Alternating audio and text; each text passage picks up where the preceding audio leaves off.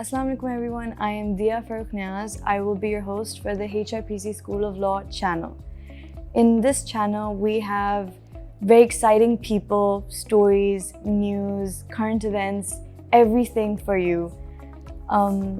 We will have a new guest speaker every week, and they will bring to you their stories, their lives, their inspirations, their student life, how they were as students, and it's going to be an exciting journey, and I can't wait for you all to watch. Today our guest is Khurshid, the most competent lawyer for persons with disability, and she's working for a very international and universal cause that's new to Pakistan. Thank you for the introduction, and thank you for saying the most competent. I am sure there'll be a lot of arguments to that, but who am I to correct you?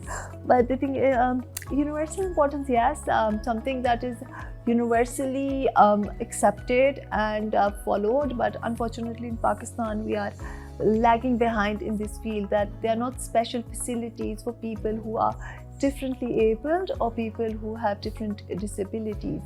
So yes, I'm working on that, and that's something, obviously it's something very close to my heart, and something that I'm very passionate about. And yes, that's amazing.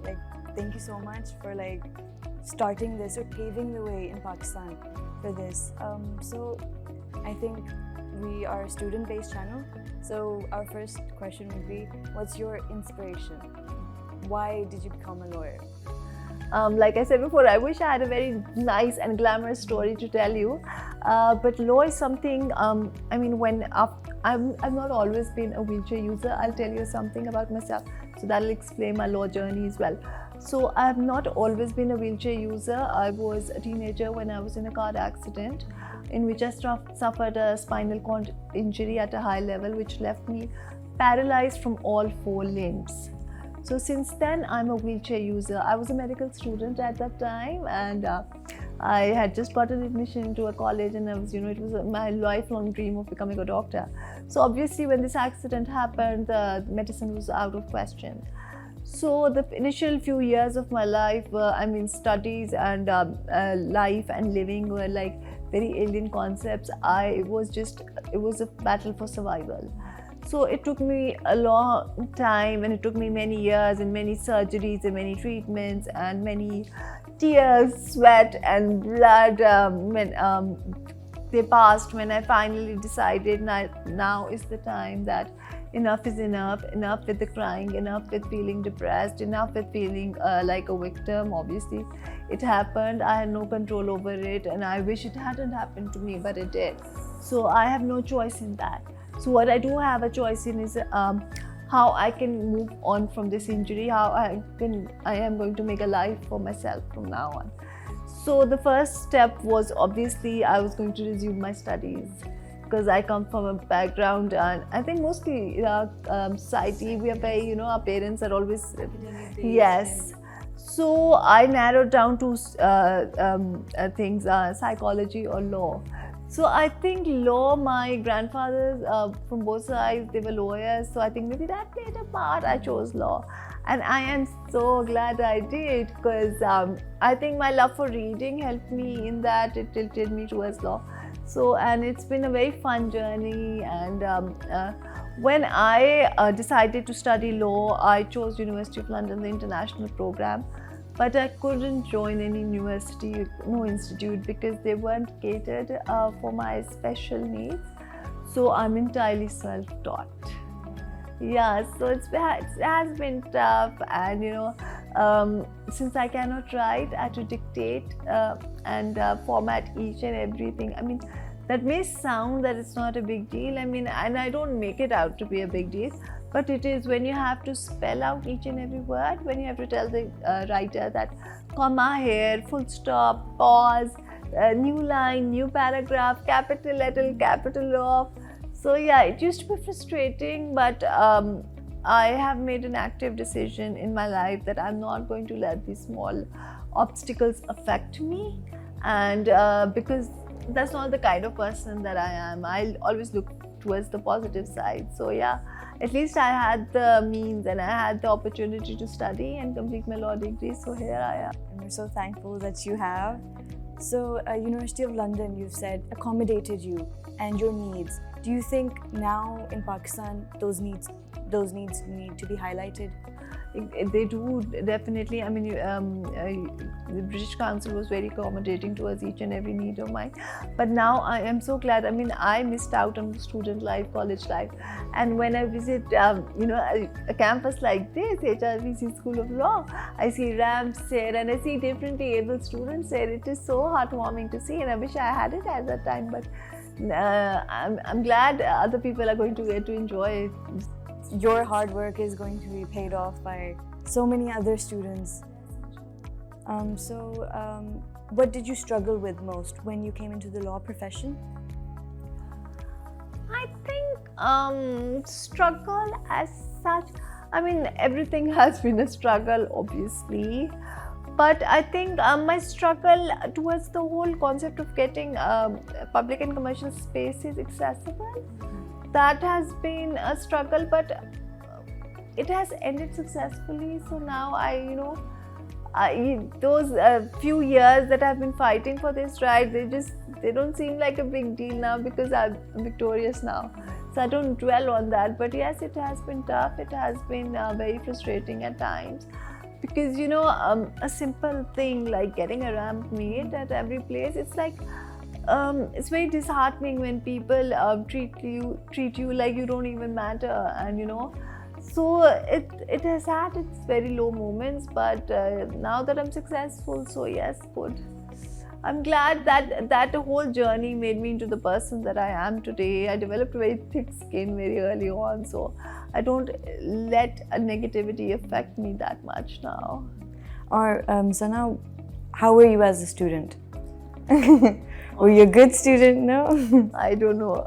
Let's not go there. What subject did you hate the most? Like, I mean, in law, I just hated law. Landlord. I think that's Students, I didn't enjoy that at all. I loved tort, I loved contract, I loved criminal law. But yeah, the dull subject. I mean, I don't know. I like action. I like stuff to happen. And just like your career, you're very feisty and ready to.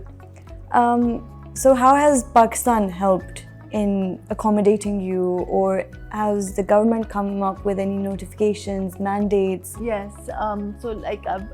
This is my second petition in the High Court. I've been on this thing since 3 years now. So I'll tell you a little background of how it all started. So initially, with any other person who suffers a tragedy or a trauma in their life early on, the first thing that they do to bounce back into life is to start living, is to go out, meet people, and try to live as normal as a life that they can. So that's what happened to me. My friends used to come over. My family is like my big support system. I call them my army of support and love. So they used to tell me, okay, let's go out. Okay, so there I was sitting in my room and thinking that I'm going to this room is my life, and this hospital bed is that it is it. So I pumped up myself and gathered enough courage, since it's been a journey, and then I was like, okay, now I'm finally ready to go out. And that first time that I went out and we went to a restaurant, and I had to be lifted up the stairs, and I got the most obnoxious stares from people, and curious stares and people whispering, and I was like, there I was fighting my inner demons and my inner battles, and I had no idea that once I step out, there's a society that is not ready to accept me. I had never thought that, because for me I was still the same, sort of. So that was a very big shock for me. And initially when I used to go out, it used to bother me a lot. But then over time, like I said, my family, I have come from some family which is very supporting.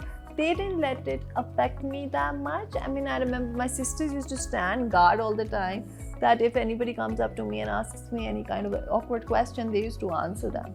So when I started going out and I used to be lifted up the stairs, obviously I was very self-conscious. It was not something, it's a very undignified sort of way to enter any public space. So, I used to come back home, I used to complain all the time, and like the typical attitude we have.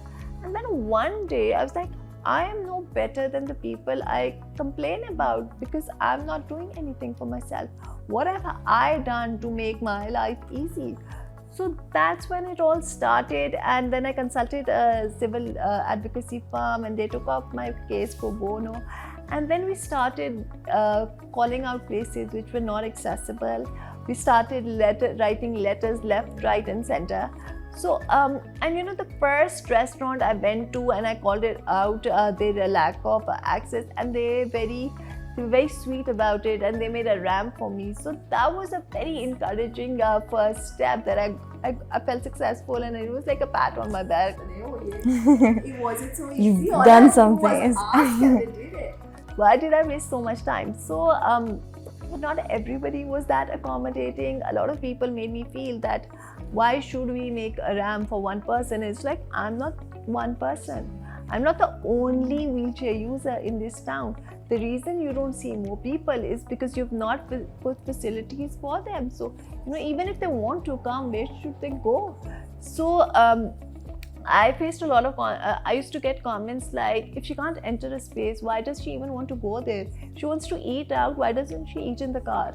So that was kind of a mindset that I was battling. But, very early on, I conditioned myself. I try to separate the noise from the actual, the things that matter.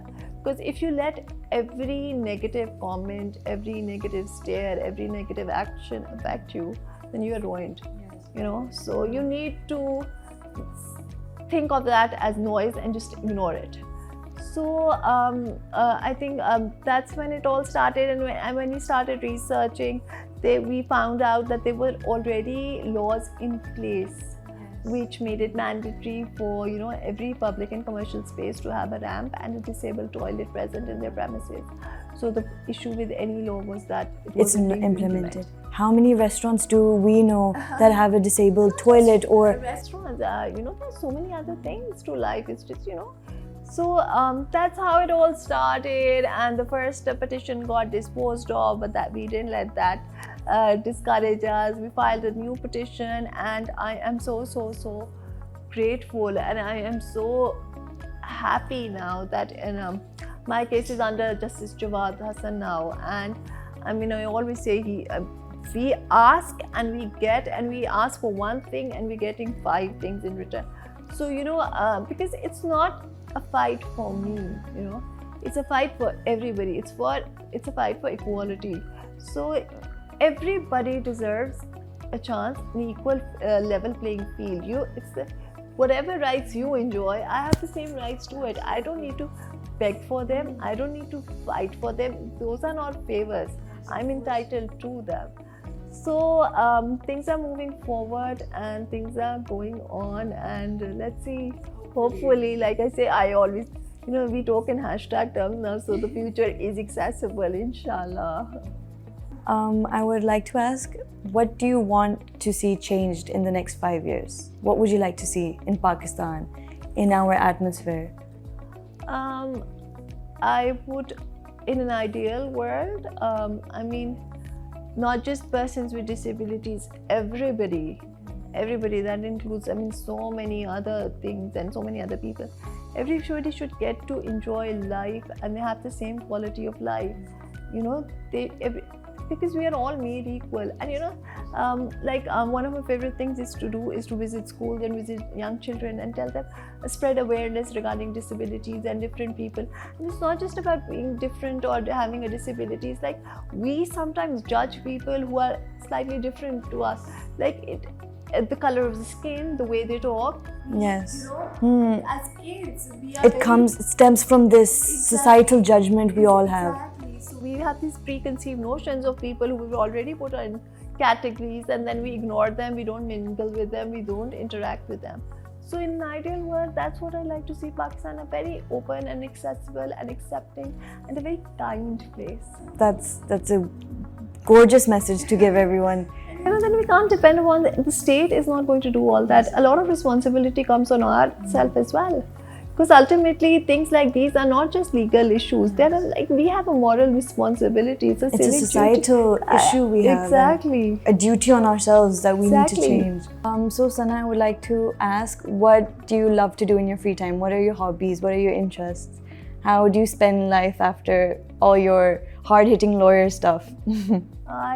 I like to read, and the same things: the movies, reading, going Netflix out. and chill.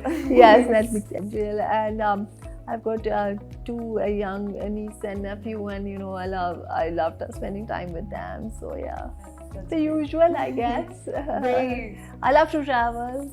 That's the one thing that I've really missed doing in this whole pandemic era, that I haven't had a chance to travel. So I love that. Yeah. How would you say a little bit about our school? So how would you say HRPC is different from other schools? HRPC for me it is extremely different for other people. I wish it was there when I was a student, because I would have enrolled. It would have been the first one to enroll, because I love the fact that they are so accessible. I mean, obviously I'm biased, so I love the fact that it's just not an institute. They're just not going to educate by book. They're going to teach practical skills, because they have their own law firm on campus as well. So that is something very exciting, and that is something very great, and I wish I had had the opportunity to do that.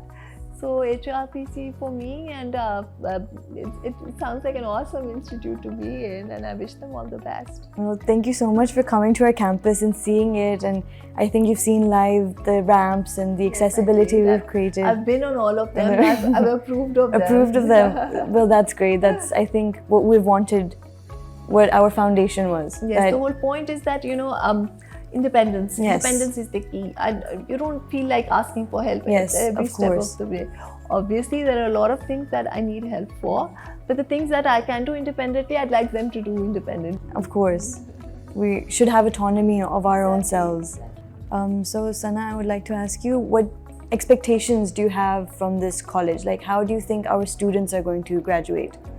I'm hopeful, and inshallah they'll be well-rounded, good students. Like I said, being kind and empathetic, those are the keys. I mean, grades and all, obviously they matter, but your inner core, you need to be a very good person, and you need to see what are you doing for others. Is your life of value not just to yourself? Obviously that matters, but what is it that makes you valuable for some other person as well? Because I strongly believe that when you're in a good position, when you've been blessed by Allah with a lot of things, it is your responsibility, because you need to use your blessing in a good way. That is so true. It's a responsibility on each and every one of us. If we have the means, if we have the platform, if we have a voice, how are we using it to make somebody else's life better? So my expectations from students graduating from this law school is that they are going, obviously hopefully they'll be successful, good rounded human beings, but they need to use their legal skills to help other people, to help society, to help their country. Because these children, these are the society, they are our investment, they are the future, they are the society that we will eventually become. Obviously the hopes are high. Thank you, Sana, for your time here and for taking out time in your amazing life and coming and teaching our students and our faculty and your amazing life story. And I would like to say in conclusion, what Sana has taught us is how our lives should be encapsulated by kindness and empathy and inclusion for everyone, and not just for ourselves, but we should make sure that our lives are for the benefit of everyone. I think that's a beautiful thing that she's taught us today. Well, thank you to our viewers, and hope to see you soon.